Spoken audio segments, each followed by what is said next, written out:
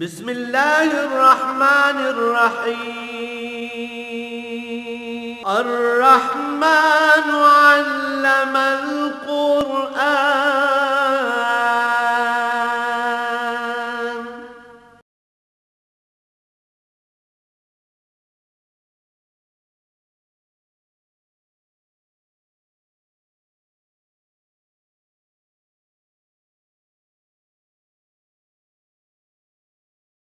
الحمد للہ رب العالمین والصلاة والسلام علی حبیبہ محمد وآلہ وصحبہ اجمعین۔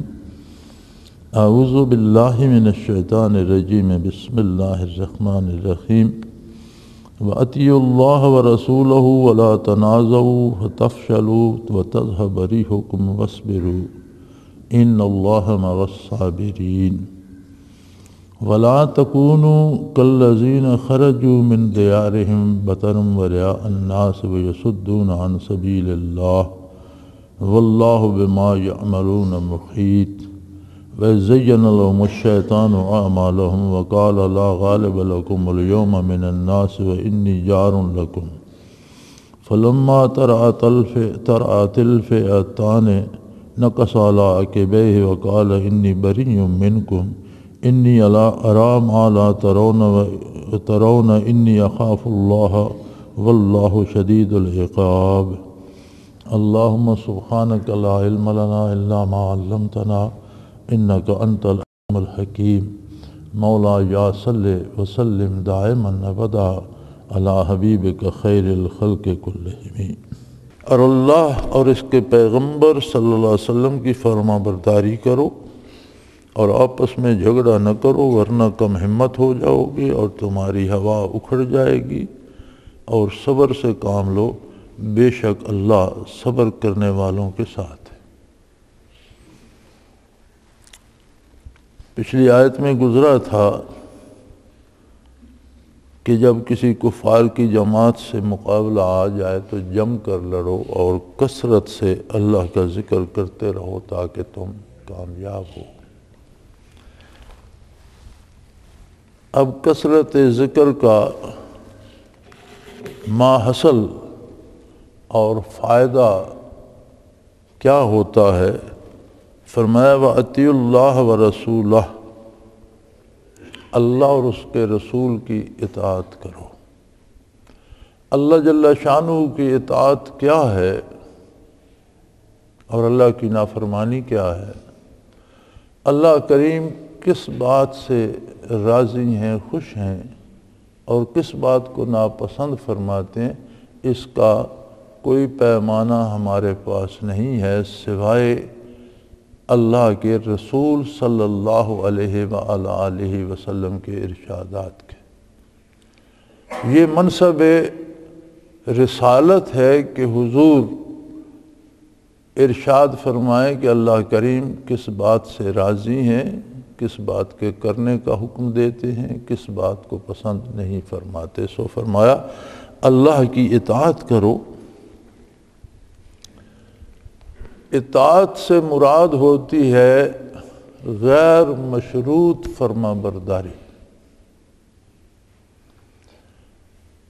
ہمارے ہاں ایک بڑی عجیب رسم بن گئی ہے جو آج کل بہت زیادہ ہے، اور اکثر لوگوں کے خطوط بھی آتے ہیں کہ جی میں 5 وقت نماز بھی پڑھتا ہوں، نوافل بھی، تہجد بھی ادا کرتا ہوں، اوابین بھی پڑھتا ہوں، اور میرے معمولات میں ذکر بھی ہے، صبح و شام اللہ کا ذکر بھی کرتا ہوں، پھر بھی میری دکان نہیں چلتی، یا ملازمت نہیں رہی، یا بیٹا بیمار ہو گیا، یا بیوی بیمار ہو گئی۔ تو یہ تو اطاعت نہ ہو، یہ تو تجارت ہوگی، مشروط اطاعت ہوگی کہ اگر میرا کاروبار صحیح رہے گا، میری بیوی کی صحت ٹھیک ہوگی، میرے بچے ٹھیک رہیں گے تو میں نمازیں پڑھوں گا۔ یہ اطاعت اللہ کو نہیں چاہیے۔ اللہ کی ذات ایسی ہے، اس کی شان ایسی عرفہ و اعلیٰ ہے، اس کی ذات اس بات کا تقاضا کرتی ہے کہ اس کی مخلوق اس کی اطاعت کرے۔ یہ مشروط اطاعت کا جو رواج پڑ گیا ہے، اگر آپ کی دکان میں کوئی کاروبار میں کمزوری ہے تو آپ کو کاروباری غلطی کرتے ہوں گے، صحت انسانی بنتی بھی ہے بگڑتی بھی ہے۔ اللہ کریم کا اپنا ایک نظام ہے، کافر بھی صحت مند بھی رہتا ہے، بیمار بھی ہوتا ہے، کاروبار میں نفع بھی کماتا ہے، نقصان بھی ہوتا ہے۔ دنیا کا ایک نظام ہے جو اس نے ترتیب دے دیا ہے، اور وہ مومن و کافر سب پہ لاگو ہے، چل رہا ہے، چلتا رہے گا۔ اسی نظام کے اندر ہمیں رہنا ہے، ہمارے بس میں نہیں ہے کہ اس کو بدل دیں۔ فطرت کے نظام کو ہم نہیں بدل سکتے، ہم درختوں پر بچے نہیں اگا سکتے، ہم گھاس کی طرح زمین سے انسانوں کو پیدا نہیں کر سکتے۔ جو فطرت کا اصول ہے سارے کام اس کے مطابق ہوں گے۔ اب وہ کام ہماری پسند کے مطابق، بعض اوقات یہ ہوتا ہے کہ ہمیں ایک چیز بہت پسند ہے، اس طرح ہونی چاہیے، ہو سکتا ہے وہ ہمارے حق میں بہتر نہ ہو، نقصان دہ ہو، کیونکہ اس کے نتائج تو اللہ نے پیدا کرنے، اور ہم نتائج نہ پیدا کرنے پہ قادر ہیں نہ اس کے نتائج سے واقف ہیں کہ کیا نتیجہ ہوگا۔ ہماری محض امیدیں ہوتی ہیں کہ یہ ہوگا تو وہ ہو جائے گا، یہ ضروری نہیں ہوتا۔ تو اللہ کریم کی شان ایسی ہے کہ اس کی اطاعت کی جائے، اس کی عبادت کی جائے، اس لیے کہ وہ مستحق ہے عبادت کا، اسے زیبا ہے کہ اس کی عبادت کی جائے، اسے زیبا ہے کہ اس کی فرما برداری کی جائے اور غیر مشروط کی جائے۔ ہمارے خیال میں ہمیں خوشی مل رہی ہو تو بھی اللہ کی عبادت کی جائے، اور اگر ہمیں دکھ مل رہا ہے تو بھی اللہ ہی کی عبادت کی جائے۔ اور اللہ کی اطاعت کیا ہے، اللہ کی عبادت کیا ہے؟ یہ منصب رسالت ہے۔ اس لیے نبی کریم صلی اللہ علیہ وآلہ وسلم کی بھی غیر مشروط اطاعت ہوگی، کیونکہ آپ کی اطاعت عین اللہ کی اطاعت۔ حضور اپنی طرف سے دین کے معاملے میں، اطاعت الہی کے معاملے میں اپنی طرف سے کچھ ارشاد نہیں فرماتے، اس پر اللہ کریم کی گواہی موجود ہے۔ فرمایا ما ینطق عن الہویٰ ان هو الا وحی یوحیٰ، جب تک آپ پر وحی مبارک نہیں آتی آپ اپنی مرضی سے کچھ ارشاد نہیں فرماتے کہ یہ کرو اور یہ نہ کرو، ایسا حضور نہیں فرماتے۔ تو جو لوگ عبادت بھی کرتے ہیں اور ذکر بھی کرتے ہیں کہ ذکر کثیر کا حکم دیا، تو فرمایا ذکر کثیر کا حاصل یہ ہے کہ اللہ کی غیر مشروط اطاعت اور اللہ کی غیر مشروط عبادت کی توفیق نصیب ہو جائے۔ بعض احباب کو جنہیں اللہ نے ذکر کی توفیق عطا فرمائی ہے، بڑی زیادہ یہ تجسس اور بڑی زیادہ فکر ہوتی ہے کہ میرے مراقبات کہاں ہیں، میرے مقامات کیا ہیں، میں کہاں پہنچا ہوں۔ بھائی میاں، یہ تو سامنے کی بات ہے۔ اللہ کریم نے ثمرات ارشاد فرما دیے کہ تم ثابت قدم رہو، کثرت سے اللہ کا ذکر کرو تو اطاعت الہی نصیب ہوگی، اتباع محمد الرسول اللہ صلی اللہ علیہ وسلم نصیب ہوگا۔ اور اس دنیا میں جتنی نعمتیں رب کریم نے پیدا فرمائی ہیں، ان میں سب سے اعلیٰ نعمت اللہ کے رسول کی اطاعت ہے۔ سب سے بڑا مقام و مرتبہ اللہ کے حبیب صلی اللہ علیہ وسلم کی اطاعت ہے۔ تو ذکر اذکار کا بھی، مجاہدے کا بھی، عبادات کا بھی نتیجہ اگر کوئی دیکھنا چاہے تو وہ اپنے کردار پر نظر کرے کہ کتنا اس کا کردار اتباع رسالت میں اور اتباع سنت میں ڈھل گیا ہے۔ جتنا اتباع سنت میں ڈھل گیا ہے اتنا اس پر اللہ کا کرم ہے، اتنے اس کے منازل ہیں، یہی درجہ ہے سب سے اعلیٰ۔ اور فرمایا وَلَا تَنَازَعُوا، آپس میں جھگڑا نہ کرو۔ یہ ضروری ہے کہ جہاں بہت سے افراد جمع ہوں گے وہاں بہت سی آراء بھی ہوں گی۔ ہر بندے کی سوچ کی، فکر کی اپنی استعداد ہے، اپنا علم ہے، اپنا نالج ہے، اپنی معلومات ہیں، اپنی رائے سے وہ بھلا برا متعین کرے گا۔ تو اگر 1000 آدمی ہے تو 1000 رائے بھی آ سکتی ہے، 500 آدمی ہے 500 رائے بھی آ سکتی ہے۔ اور اس کے مخاطب ہیں اصحاب بدر، تو جو 313 تھے تو 313 رائے بھی تو آ سکتی ہیں کہ کس طرح سے حصہ لیا جائے، کیا اقدام کیا جائے، کیا نہ کیا جائے۔ فرمایا لیکن اختلاف رائے میں حرج نہیں ہے، اگر ہر کوئی اپنی طرف سے بہتری کی رائے دیتا ہے تو اس میں کوئی حرج نہیں ہے، مختلف پہلو بات کے سامنے آ جائیں گے، لیکن رائے دو، رائے کو دوسرے پر ٹھونسنے کی کوشش نہ کرو، یہ جھگڑا ہوتا ہے۔ وَلَا تَنَازَعُوا، رائے دینا منع نہیں ہے، لیکن اپنی رائے دوسرے پر ٹھونسنا اور اس بات پر اڑ جانا کہ جو میں کہہ رہا ہوں وہی ہوگا، یہ جھگڑا ہوتا ہے۔ تو آج کل ہمارے جو فسادات ہو رہے ہیں اور بالخصوص جو مذہبی جھگڑے ہوتے ہیں، ان میں یہی بنیاد ہوتی ہے کہ ہر بندہ اپنی رائے دوسرے سے بھی منوانے کی کوشش کرتا ہے۔ بھی اگر مجھے رائے رکھنے کا حق حاصل ہے تو آپ کو بھی ہے، میں اپنی رائے پیش کر سکتا ہوں، آپ کو بتا سکتا ہوں، اب آپ کی مرضی ہے، آپ اس کے مطابق کرتے ہیں یا اپنی رائے کے مطابق کرتے ہیں۔ تو رائے دینا ایک بات ہے، لیکن اس پہ اڑ جانا اور یہ ضد کرنا کہ ضرور اسی پر عمل ہو، یہ جھگڑا ہے۔ فرمایا وَلَا تَنَازَعُوا، جھگڑا نہ کرو، اگر تم آپس میں جھگڑا کرو گے فَتَفْشَلُوا، تو تمہاری طاقت بکھر جائے گی، کم ہمت ہو جاؤ گے، گروہوں میں بٹ جاؤ گے۔ جو قوت اتحاد و اتفاق اور یکجائی میں ہے وہ چھوٹے چھوٹے گروہوں میں تقسیم ہو کر من حیث القوم تمہیں کمزور کر دے گی۔ وَتَذْهَبَ رِيحُكُمْ، اور تمہاری ہوا اکھڑ جائے گی، پھر تو کافر بھی تم پر ہنسیں گے، تمہاری کوئی حیثیت نہیں رہے گی، تمہاری طاقت کمزور پڑ جائے گی۔ وَاصْبِرُوا، اور صبر اختیار کرو۔ صبر کا معنی ہوتا ہے اپنے آپ کو روک لینا، اپنے آپ پر قابو پا لینا۔ صبر کا لغوی معنی ہے جیسے کوئی سوار دوڑتے ہوئے گھوڑے کو لگام کھینچ کر روک لیتا ہے، یعنی روک لینا، قابو پا لینا۔ فرمایا وَاصْبِرُوا، اور صبر کرو۔ اگر تمہاری ایک رائے ہے تم نے پیش کر دی تو کام وہ ہوگا جس کے کرنے کا امیر حکم دے گا۔ بدر میں تو امیر محمد الرسول اللہ صلی اللہ علیہ وسلم تھے، اور آپ ہمیشہ امیر ہیں امت کے۔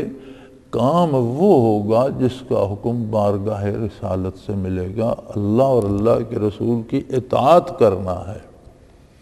اب معاملہ تھا جنگ کا، میدان بدر میں آگے 313 لوگ تھے، ان کے پاس اسلحہ بہت کم تھا، سواریاں نہیں تھیں، خوراک بہت کم تھی۔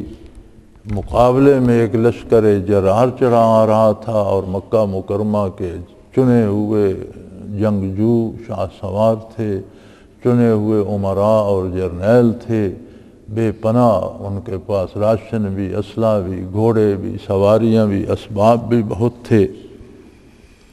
تو اس میں ظاہر ہے کہ رائے میں اختلاف تو ہوا۔ کچھ حضرات نے عرض کی کہ حضور ہم تو نکلے تھے قافلے کو روکنے کے لیے، تو ہمیں قافلے کی طرف چلنا چاہیے۔ کچھ نے کہا کہ اگر ہم قافلے پر قابو نہیں پا سکتے تو ہمیں واپس ہو جانا چاہیے، لیکن اللہ کو جو منظور تھا اللہ کے نبی نے وہ حکم دیا۔ اور آپ نے دیکھا کہ وہ جتنے مجاہد اور جتنے خادمان رسالت میدان بدر میں موجود تھے، کسی نے اپنی رائے پہ اصرار نہیں کیا، عمل اسی پہ کیا جو حضور نے حکم دیا۔ آپ صلی اللہ علیہ وسلم نے فرمایا مقابلہ ہوگا، سب نے کہا مقابلہ ہوگا، اسباب ہیں یا نہیں، وسائل ہیں یا نہیں، قوت ہے یا نہیں، شہید ہو جائیں گے، اس سے زیادہ کیا ہوگا، مارے جائیں گے، ٹھیک ہے مارے جائیں گے جب اللہ کا نبی حکم دے رہا ہے۔ تو یہ پھر ہمیشہ کے لیے اصول فرمایا جا رہا ہے کہ وَأَطِیعُوا اللَّهَ وَرَسُولَهُ، اللہ کی اطاعت اور اس کے رسول کی اطاعت کرو، وَلَا تَنَازَعُوا، آپس میں جھگڑا نہ کرو، فَتَفْشَلُوا، جھگڑا کرو گے کمزور پڑ جاؤ گے اور تمہاری ہوا اکھڑ جائے گی، تمہارے بارے جو باتیں باہر جائیں گی وہ تمہاری کمزوری کا سبب بنیں گی کہ یہ تو بکھرے ہوئے ہیں، ان کا تو اتفاق آپس میں بھی نہیں ہے، اور یہ زندگی کے سارے امور میں ہے۔ اب ہمارے ملک میں دیکھ لیں، ایک افراتفری ہے، حکومت کچھ کہتی ہے، اپوزیشن کچھ کہتی ہے، کوئی اور جماعت کچھ کہتی ہے، دوسری جماعت کچھ کہتی ہے، جتنی جماعتیں ہیں اتنے ہی منہ ہیں اور اتنی ہی باتیں ہیں۔ باتیں کرنے میں حرج نہیں، اگر مشورے دیں، رائے دیں، کوئی حرج نہیں۔ ہر جماعت یہ چاہتی ہے کہ جو ہم کہہ رہے ہیں اسی پر عمل کیا جائے، یہ جھگڑا ہوتا ہے، اور اس جھگڑے میں آپ اپنی بین الاقوامی حیثیت آج دیکھ لیں کہ دنیا ہم پر ہنس رہی ہے کہ انہوں نے کیا تماشا بنایا ہوا۔ تو اس سے لے کر قیامت تک، چونکہ نبوت محمد الرسول اللہ صلی اللہ علیہ وسلم کی ہے، تو قرآن کا نزول خاص ہے لیکن احکام قیامت تک عام ہیں، اصول عام ہیں۔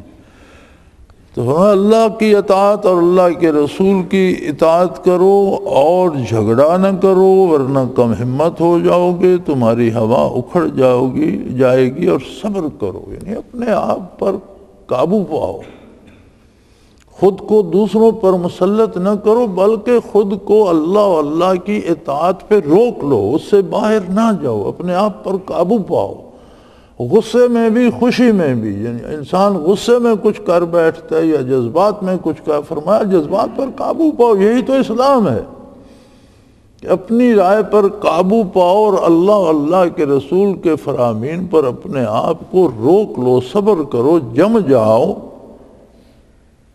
اس لیے کہ جو لوگ صبر کرتے ہیں اپنے آپ کو اطاعت الہی اور اطاعت پیغمبر صلی اللہ علیہ وسلم کا پابند بنا لیتے ہیں اور اس دائرے سے باہر نہیں جاتے، ان اللہ مع الصابرین، یقیناً اللہ صبر کرنے والوں کے ساتھ ہے، انہیں معیت باری نصیب ہوتی ہے، اور اللہ جس کے ساتھ ہے وہ کامیاب ہے، ہر حال میں کامیاب ہے، وہ دنیاوی زندگی میں بھی، گھریلو زندگی میں بھی، قومی زندگی میں بھی، موت میں بھی، قبر میں بھی، آخرت میں بھی کامیابی اس کے ساتھ ہے کہ اللہ اس کے ساتھ ہے۔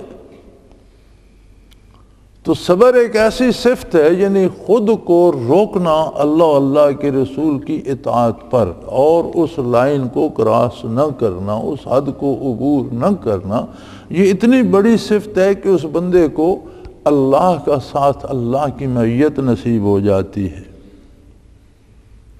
اور فرمایا تمہارے سامنے ہے قریش مکہ کا جو لشکر، مشرکین مکہ کا جو نکلا ہے، ان کی طرح نہ ہو جاؤ۔ اب وہ اللہ اللہ کے رسول کی صرف اطاعت سے نہیں نکلے، بلکہ احکام الہی کو اور احکام نبوت کو ان کے ماننے والوں سمیت مٹا دینا چاہتے ہیں، اور وہ اس میں بھی مخلص نہیں ہے۔ فرمایا وَلَا تَكُونُوا كَالَّذِينَ خَرَجُوا مِن دِيَارِهِمْ بَطَرًا وَرِئَاءَ النَّاسِ،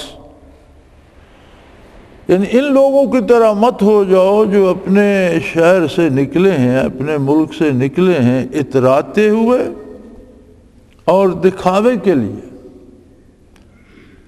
یعنی اپنے مقصد سے، گو ان کا مقصد بہت برا ہے، اس سے انہیں باز آنا چاہیے، لیکن اس برے مقصد کے ساتھ بھی ان میں خلوص کی کمی ہے اور دکھاوا زیادہ ہے، اپنی شان و شوکت لوگوں سے منوانا چاہتے ہیں، اپنی بہادری منوانا چاہتے ہیں، اپنی جرأت اور حوصلے کی تعریفیں سننا چاہتے، لوگوں کو دکھانا چاہتے ہیں، اور اتراتے ہوئے بطرا،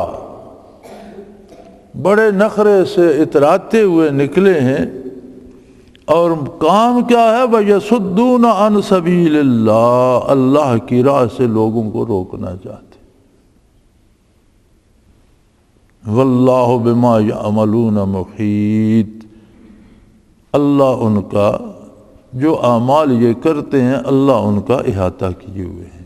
یعنی ان میں اتنی عقل نہیں ہے کہ تم ایک عاجز مخلوق ہو، تم اپنی مرضی سے سانس نہیں لے سکتے، تم اپنی مرضی سے دیکھ نہیں سکتے، اگر وہ تمہاری نگاہ بند کر دے تم دیکھ نہیں سکتے، اگر وہ تمہاری سانسیں روک دے تم لے نہیں سکتے، تمہاری زبان بند کر دے تم بول نہیں سکتے، تمہارے ہاتھ پاؤں شل کر دے تم حرکت نہیں کر سکتے۔ تمہیں اپنی حیثیت کا پتہ ہے، ہلکا سا بخار ہو جائے تو تم دم توڑ کے بیٹھ جاتے ہو، ایک دانت میں درد ہو جائے تو تمہارے لیے زمین آسمان پہ کوئی ٹھکانہ نہیں ہوتا۔ تم جانتے ہو کہ تم ہر طرح سے ہمہ وقت ہر حال میں اللہ کے قبضہ قدرت میں، اور پھر اتنی جرأت کر رہے۔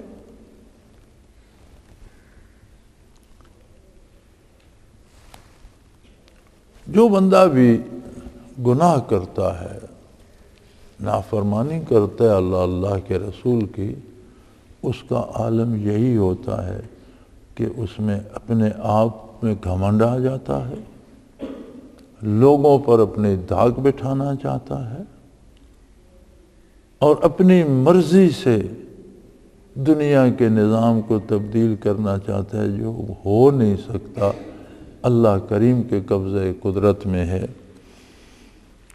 اور جب آدمی اس حال کو پہنچے کہ وہ اللہ کے رسول کا نافرمان ہو جائے، لوگوں کو دکھانے کے لیے کام کرے، تو فرمایا پھر ساتھ شیطان لگ جاتا ہے، جیسے قریش مکہ کے ساتھ لگ گیا۔ اذ زین لہم الشیطان اعمالہم، جب ان کے اعمال شیطان نے انہیں خوبصورت بنا کر دکھائے۔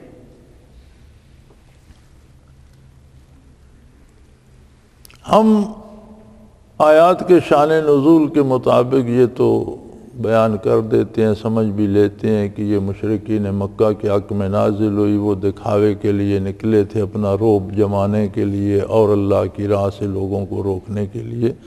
ہم یہ بھول جاتے ہیں کہ یہ آیت کا شان نزول ہے، حکم عام ہے قیامت تک کے لیے۔ وہ میدان بدر میں آئے تھے رسول اللہ صلی اللہ علیہ وسلم کے پیغام کو روکنے کے لیے، اور جو بندہ بھی جو گناہ بھی کرتا ہے دراصل وہ پیغام رسالت کی نفی کرتا ہے، اسے روکنے کی بات کرتا ہے۔ انہوں نے بہت بڑا جرم کیا، لیکن اگر ہم میں سے کوئی حضور کے حکم کے خلاف کرتا ہے، سود کھاتا ہے، چوری کرتا ہے، رشوت لیتا ہے، دوسرے کا حق مارتا ہے، برائی کرتا ہے، شراب پیتا ہے، تو یہ سارے کردار بھی تو وہی ہے کہ ہم رسول اللہ صلی اللہ علیہ وسلم کے پیغام کے خلاف جا رہے ہیں، اسے روکنے کی کوشش کر رہے ہیں۔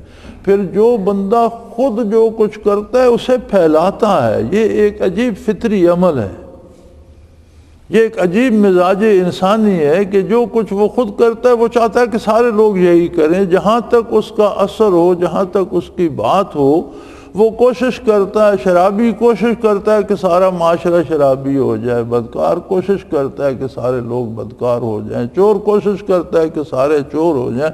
اس معاملے میں اگر ہم سے سستی ہوتی ہے تو صرف اطاعت الہی میں۔ نمازی کوشش نہیں کرتے کہ میرا معاشرہ نمازی ہو جائے، روزہ دار کم کوشش کرتے ہیں کہ لوگ روزہ دار ہو جائیں، ذاکرین کم کوشش کرتے ہیں کہ دوسرے بھی ذاکر ہو، سمجھتے ہیں میں کرتا ہوں میرے لیے کافی ہے، دوسرے جانے ان کا کام جانے۔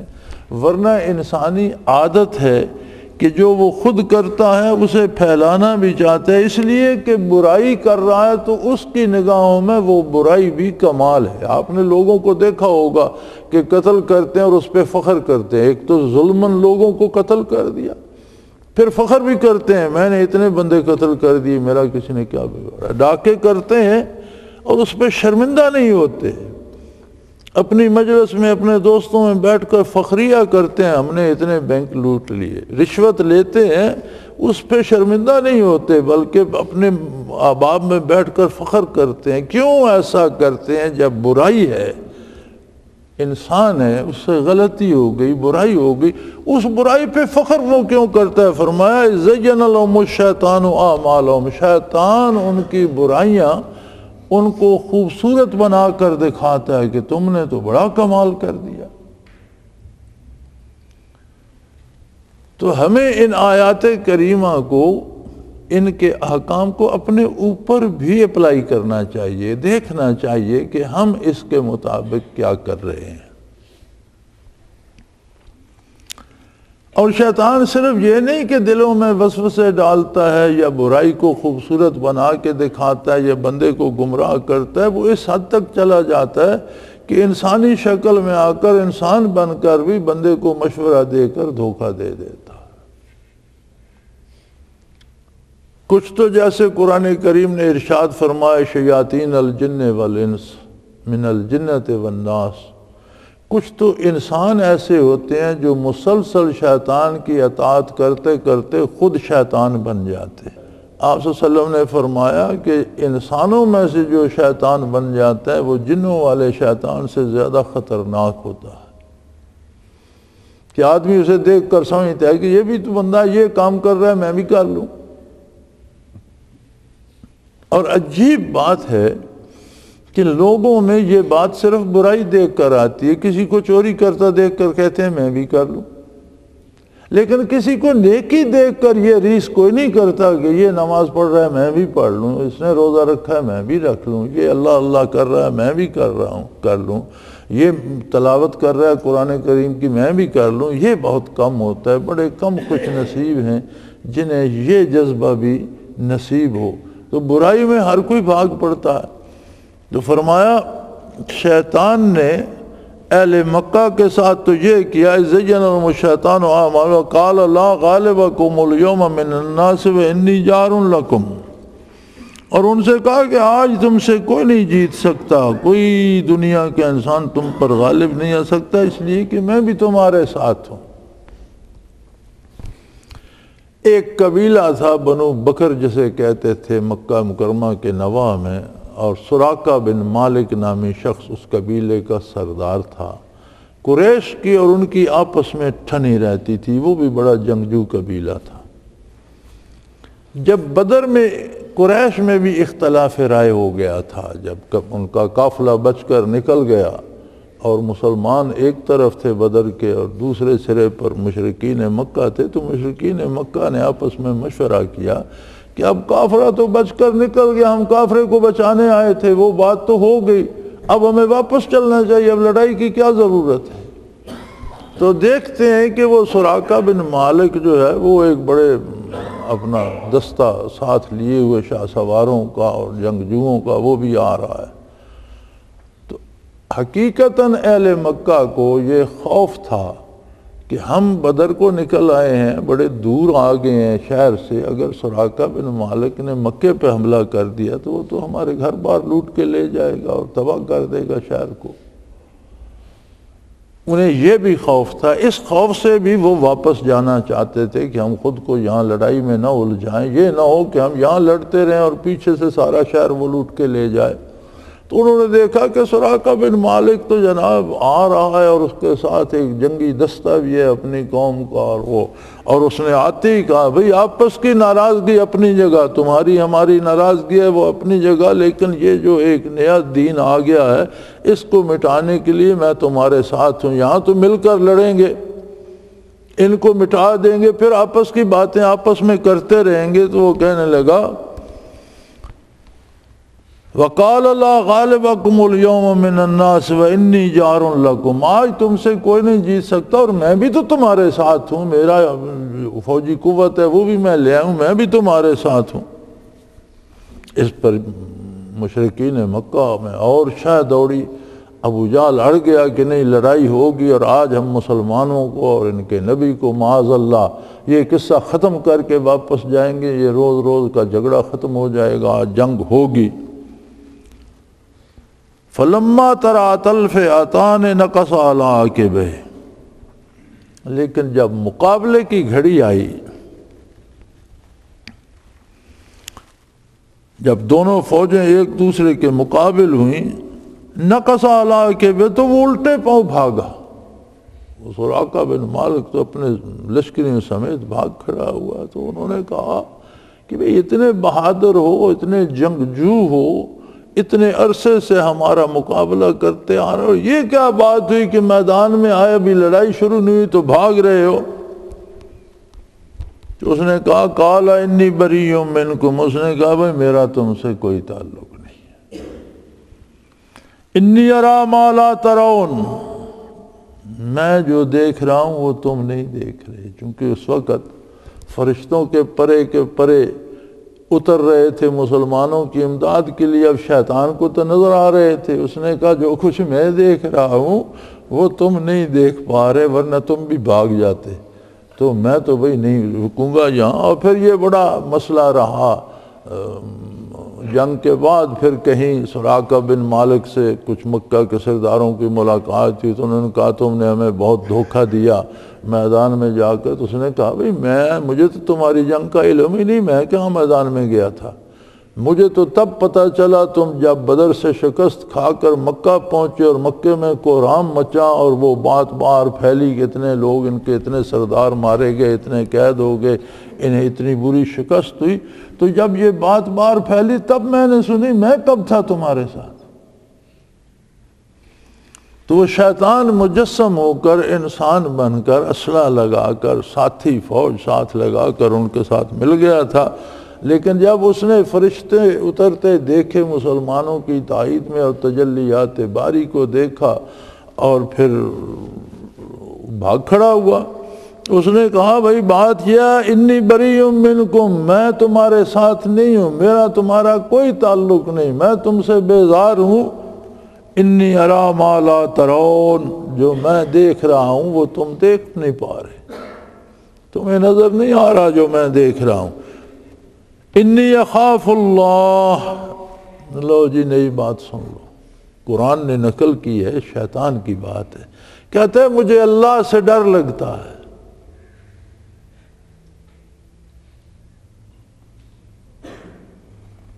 ہم بھی کئی بار یہ کہتے ہیں نا اللہ سے ڈرو، میں اللہ سے ڈرتا ہوں، لیکن نافرمانی سے باز نہیں آتے۔ شیطان نے بھی کہا میں اللہ سے ڈرتا ہوں، لیکن نافرمانی سے باز نہیں آتا۔ نہ صرف خود نافرمان ہے، اللہ کی مخلوق کو گمراہ کرنے میں ہمہ وقت لگا ہوا ہے، دوسروں کو نافرمان بنانے میں ہمہ وقت لگا ہوا ہے۔ تو یہ ڈر ایک الگ قسم کا ہے۔ ایک ڈر وہ ہوتا ہے جو اطاعت کی توفیق عطا کر دے، ایک ڈر وہ ہوتا ہے جسے تقویٰ کہتے ہیں۔ یہاں اللہ نے تقویٰ کا لفظ قرآن نے استعمال نہیں کیا، خوف کا لفظ استعمال کیا، اور تقوی کا ترجمہ بھی ہم قرآن کریم میں ڈر ہی کر دیتے ہیں، خوف کا بھی ڈر ہی کر دیتے ہیں۔ خوف اور تقوی میں فرق ہے۔ تقویٰ وہ ڈر ہے جو اللہ کریم کے ساتھ رشتے ابدیت یا بندگی کا رشتہ ٹوٹ جانے کا ڈر ہوتا ہے، اللہ کے کرم کے رک جانے کا ڈر ہوتا ہے، اللہ کریم کے ناراض ہو جانے کا ڈر ہوتا ہے۔ اور یہ ڈر جو شیطان کہہ رہا ہے یہ تقویٰ نہیں، یہ خوف ہے۔ خوف ہوتا ہے اپنے سے طاقتور کی طاقت سے ڈر جانا کہ مار پڑے گی، مارا جاؤں گا، تباہ ہو جاؤں گا۔ تو یہ ڈر تو شیطان کو بھی ہے کہ اللہ قادر ہے، اللہ زبردست ہے، اللہ جبار و قہار ہے، اس کا مقابلہ نہیں کیا جا سکتا۔ لیکن مقصود وہ ڈر ہے جو اطاعت پہ کار بند کر دے، جو رشتہ ہے ہمارا بندگی کا اللہ کریم کے ساتھ، جو اسے استوار رکھے، اور وہ ڈر جو کہ بندگی کے رشتے میں بال نہ آ جائے، دراڑ نہ آ جائے، وہ ڈر مقصود ہے کہ اطاعت الہی کی توفیق ہو، اور اگر غلطی ہو جائے تو ڈر پیدا ہو اور بندہ توبہ کرے، اس غلطی سے رجوع کرے، اس غلطی کو آئندہ کے لیے نہ دہرائے، چھوڑ دے اور اللہ کی اطاعت اختیار کرے۔ ورنہ یہاں تو شیطان بھی کہہ رہا ہے انی اخاف اللہ واللہ شدید العقاب، میں اللہ سے ڈرتا ہوں، اور اس لیے ڈرتا ہوں کہ اللہ کی سزائیں بڑی سخت ہیں، اللہ کی گرفت بڑی سخت ہے، اللہ کی سزا بڑی سخت ہے۔ وہ تو میدان سے بھاگ گیا۔ لیکن یاد رکھیں وہ ڈر مطلوب ہے جو تعلق میں اور رشتے میں دراڑ نہ آنے دے۔ تو یہ قرآن کریم نے یہ بات واضح کر دی کہ بعض اوقات شیطان انسانی صورتوں میں آ کر بھی انسان کو گمراہ کرتا ہے، اور پھر کچھ لوگ، کچھ انسان ایسے ہوتے ہیں جو مجسم شیطان بن جاتے ہیں، شیطان کا اتباع کرتے کرتے، برائی کرتے کرتے خود مجسم شیاطین الانس والجن، انسانوں میں بھی شیطان ہوتے ہیں، جنوں میں تو ہیں ہی۔ تو جو شیطان انسانوں میں سے بن جاتے ہیں وہ زیادہ خطرناک ہوتے ہیں کہ وحشیت انسان آدمی کے سامنے برائی کرتے ہیں، بعض اوقات زبردستی مجبور کرتے ہیں کہ او یار آج تو یہ کر لو پھر نہ کرنا، تو وہ زیادہ خطرناک ہوتے ہیں۔ تو بندے کو یہ دیکھنا چاہیے کہ جو جس حد تک اللہ اور اللہ کے رسول صلی اللہ علیہ وسلم کی اور اللہ کے دین کی مخالفت کرتا ہے، اس حد تک وہ شیطان ہے، وہ انسان نہیں ہے۔ جو بھی اس میں الف بے جیم کوئی ہو، جو بھی اللہ کے دین کی جتنی جو تھوڑی کرتا ہے وہ تھوڑا شیطان ہے، جو زیادہ کرتا ہے وہ زیادہ شیطان ہے۔ اور آپ دیکھتے ہیں کہ رمضان المبارک کا مہینہ آتا ہے، حضور نبی کریم صلی اللہ علیہ وسلم نے فرمایا کہ تمام شیاطین چھوٹے بڑے سب قید کر دیے جاتے ہیں جب رمضان المبارک آتا ہے، اور جب شوال کا چاند طلوع ہوتا ہے تو ان کی زنجیریں کھولی جاتی ہیں، یعنی وہ کسی کو وسوسہ ڈالنے کے قابل نہیں رہتے، کسی کو گمراہ کرنے کے قابل نہیں رہتے، کلی طور پر بند کر دی جاتے ہیں۔ لیکن کیا رمضان شریف میں برائی رک جاتی ہے، ظلم رک جاتا ہے، قتل و غارت گری رک جاتی ہے، ڈاکے بند ہو جاتے ہیں، بت پرستی رک جاتی ہے، شرک رک جاتا ہے، کیا برائی کے اڈے بند ہو جاتے ہیں، شراب خانے اجڑ جاتے ہیں؟ کچھ بھی تو نہیں ہوتا، سب کچھ ویسا ہی چلتا رہتا ہے۔ تو یہ کون چلاتا ہے پھر؟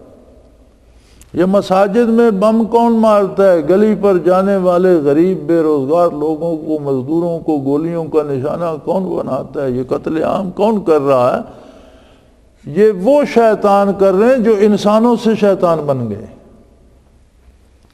ایک حد تک رمضان شریف میں ضرور فرق پڑتا ہے، لیکن ان لوگوں میں جن میں ایمان باقی ہے، جن میں دین باقی ہے، وہ پہلے کی نسبت رمضان شریف میں زیادہ محنت کرنے لگ جاتے ہیں۔ جن میں ایمان باقی ہے وہ پہلے کی نسبت رمضان شریف میں زیادہ عبادت کرتے ہیں، زیادہ نیکی کرنے کی کوشش کرتے ہیں، زیادہ صدقات و خیرات کی کوشش کرتے ہیں، زیادہ عبادات کی کوشش کرتے ہیں۔ لیکن جو لوگ مجسم شیطان بن چکے ہیں انہیں کوئی فرق نہیں پڑتا، وہ اپنی برائی اسی طرح جاری رکھتے ہیں۔ تو میرے خیال میں اگر ہم دیکھنا چاہیں تو ہمیں رمضان المبارک میں کم از کم سمجھ آ جانی چاہیے کہ یہ بندہ شیطان ہے، اس کا ساتھ مجھے نہیں دینا چاہیے۔ جو رمضان میں بھی برائی کر رہا ہے تو شیطان اور اس کی ذریت تو قید ہے، اس کا مطلب ہے یہ خود شیطان بن چکا ہے۔ تو ہمیں اس نظر سے بھی لوگوں کو دیکھنا چاہیے، صرف یہ نہیں دیکھتے رہنا چاہیے کہ اس سے مجھے دنیاوی فائدہ ہوگا، میں اس کا ساتھ دوں، اس کا ساتھ دوں گا تو مجھے پیسے ملیں گے، اس کا ساتھ دوں گا تو مجھے عہدہ مل جائے گا، اس کا ساتھ دوں گا۔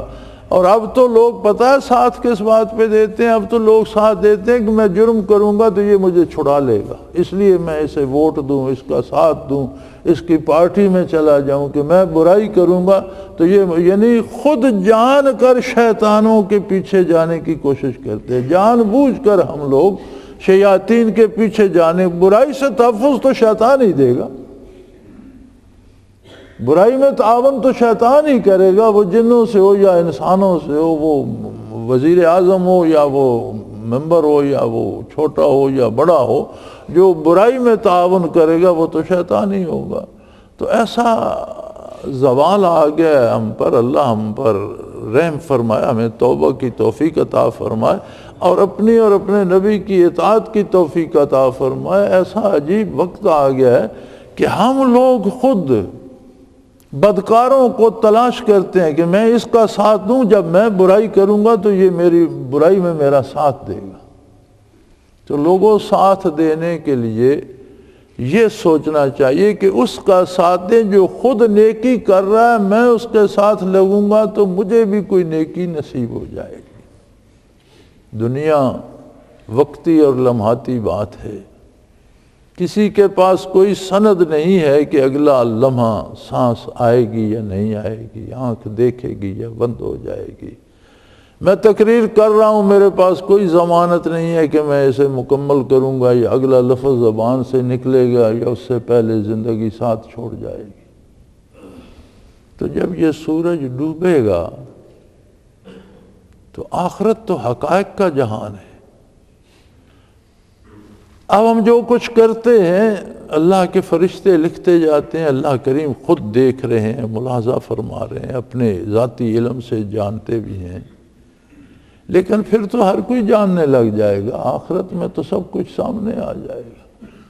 اگلے ہی لمحے جس بندے کو قبر میں سونا ہے وہ دنیا میں حکمران بن گیا تو کیا، فقیر رہا تو کیا فرق پڑے گا؟ فرق تو اس حقیقت پہ پڑے گا کہ کس کردار کا نتیجہ قبر میں، آخرت میں، برزخ میں، اور آخرت میں قیامت میں اور جنت دوزخ میں کیا ہے۔ میرے بھائی، دنیا کا مال اگر مل بھی گیا تو کیا ہوگا؟ مالدار لوگ کیا مال ساتھ لے جاتے ہیں؟ دولت مند لوگ کیا دولت کے بل پہ بخشے جائیں گے؟ جتنا مال ہوگا، جتنی آپ کی حیثیت ہوگی، اتنی جواب طلبی بھی سخت ہو جائے گی، اتنا حساب بھی سخت ہو جائے گا۔ دنیا کے وسائل، اکمال الشیم میں وہ لکھتے ہیں صاحب اکمال الشیم کہ اگر تو دنیا کے دکھوں کو اور مصیبتوں کو کم کرنا چاہتا ہے تو اپنے پاس دنیا کا سامان کم کر دے، تیری مصیبتیں کم ہو جائیں۔ جتنا تیرے پاس دنیا کا سامان ہوگا، دولت ہوگی، اسباب ہوں گے، گاڑیاں ہوں گی، کوٹھیاں ہوں گی، اتنی مصیبتیں بھی زیادہ ہوں گی۔ جتنا دنیا کا مال کم کرتا چلا جائے گا تیری مصیبتیں کم ہوتی چلی جائیں گی۔ اب جو مصیبتیں بڑے بڑے جاگیرداروں یا بڑے بڑے ایوانوں میں رہنے والوں اور حکمرانوں کو ہیں، وہ کسی فقیر کو تو نہیں ہے، اس کو تو وہ دکھ نہیں ہے۔ تو دنیا کا سامان نہ صرف دنیا میں دکھ دیتا ہے، آخرت میں بھی بہت بڑی آزمائش بن جائے گا کہ پائی پائی کا حساب دینا پڑے گا، کہاں سے لی، کہاں خرچ کی، کس کا حق تھا، تیرا حق تھا یا نہیں، اور تو نے کس کو دی، وہ اس کا مستحق تھا یا نہیں۔ پھر تیری ایک حیثیت تھی، تو نے اس میں اللہ کے دین کی کیا خدمت کی اور دین کے مخالف کتنے کام کیے۔ یہ تو ہمیں شیطان نے غافل کر دیا ہے اور ہمیں آخرت بھلا دی ہے کہ ہم آنکھیں موند کر دنیا کے اقتدار کے پیچھے اور مال و دولت کے پیچھے دیوانہ ہو رہے ہیں اور جائز و ناجائز ہر طرح سے لے رہے ہیں۔ تو بات چل رہی تھی میدان بدر کی۔ میدان بدر تاریخ انسانی میں کمزوروں، غرباء، مساکین اور ساری مخلوق کے حقوق کا عالمی دن ہے جس کی مثال تاریخ میں نہیں ملتی، کہ رسول اللہ صلی اللہ علیہ وسلم اپنے وقت کے جابر ترین لوگوں سے، بہت بڑی فوج سے، اللہ کے حکم پر، اللہ کے بھروسے پر، اپنے چند جانثاروں کو لے کر ظلم کے خلاف مجبوروں، محکوموں اور غلاموں کے حقوق کے لیے سینہ سپر ہو گئے اور کفر کی بہت بڑی طاقت کو خاک نشیں کر دیا اور تباہ و برباد کر دیا۔ مجھے دکھ ہوتا ہے کہ ہم شکاگو کے غیر مسلم مزدوروں کو یہ ایوارڈ دیتے ہیں اور ان کا دن مناتے ہیں، حالانکہ انہیں مارنے والے بھی انہی کے بھائی تھے اور انہی کے ہم مذہب بھی تھے اور انہی کے ملک کے حکمران بھی تھے اور مرنے والے بھی وہی لوگ تھے اور جھگڑا مزدوروں کا تھا۔ یہ تو پوری دنیا، پوری انسانیت کے حقوق کی جنگ تھی جو محمد الرسول اللہ صلی اللہ علیہ وسلم نے لڑی اور میدان بدر میں لڑی گئی۔ اور اسلام وہ واحد دین ہے۔ آپ تاریخ اٹھا کر دیکھ لیں، حضور اکرم صلی اللہ علیہ وسلم سے پہلے کیا حقوق تھے عورتوں کے، کیا حقوق تھے غلاموں کے، کیا حقوق تھے غریبوں کے، کیا ملتا تھا مزدور کو، کہاں تھا قانون، کہاں تھیں عدالتیں؟ دنیا میں اس نام کی کوئی چیز نہیں تھی۔ ہر طاقتور جو کر سکتا تھا وہ اپنے کمزور کے ساتھ کرتا تھا اور اسے کوئی روکنے والا نہیں تھا۔ اس سارے ظلم و جبر و تشدد، آج بات ہوتی ہے خواتین کے حقوق کی، مزدوروں کے حقوق کی، عوام کے حقوق کی، آزادی رائے کی، جمہوریت کی، یہ ساری چیزیں کہاں تھیں؟ یہ کس نے دیں؟ آج تو لوگوں نے حقوق بھی اپنی مرضی سے گھڑ لیے ہیں، جو جس کا حق نہیں بنتا اس کا بھی مطالبہ کیے جا رہا ہے، یہ میرا حق ہے۔ ایک معیار تھا جو اللہ نے دیا اور اللہ نے حقوق مقرر کر دیے، خواتین کو حقوق ملے، مزدوروں کو حقوق ملے، غریبوں کو حقوق ملے، قیدیوں کو حقوق ملے، غلاموں کو حقوق ملے، حتیٰ کہ کفار کو بھی انسانی حقوق ملے تو وہ محمد الرسول اللہ کی مبارک جوتیوں کی خاک سے ملے۔